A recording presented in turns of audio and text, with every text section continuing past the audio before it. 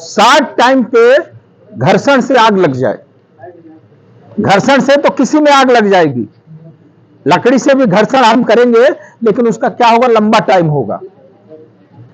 ठीक है, तो आग लगने के लिए आप ये जान लो कि जो उपयुक्त चीजें होती है वो 3 चीजें होती है। क्या क्या होती है?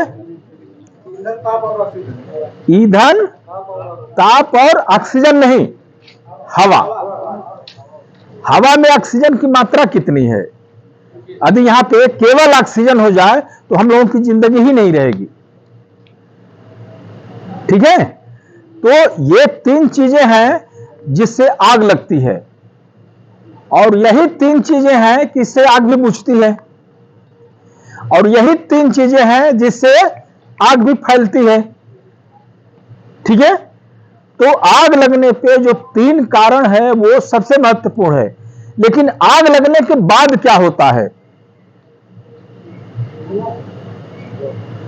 जो लोग यहां पे खड़े थे वो इधर क्यों चले गए, ये या इधर क्यों आ गए?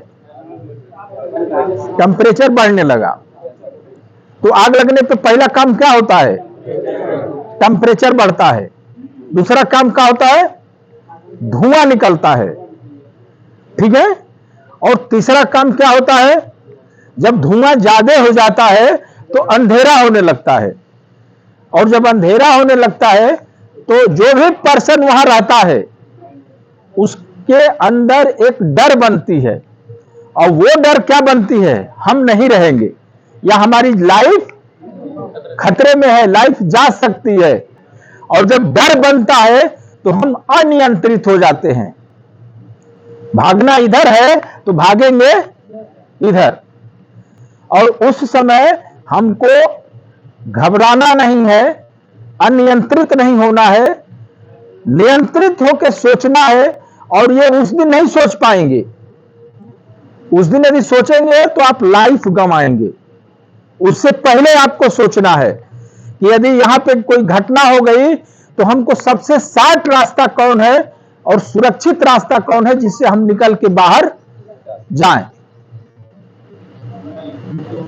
और हम यदि डेली की क्रिया में अपने घर से लेकर अपना जहां तक हम काम करते हैं उसको ठीक से नहीं देखेंगे, सुरक्षा के दृष्टि से नहीं देखेंगे, तो बहुत सारे लोग, खासतौर से अमेठी में हमने बहुत सारे लोगों को देखा है। कम से कम हम लोगों ने 1500 घरों का डोर टू डोर सर्वे किया कि 5 फीट की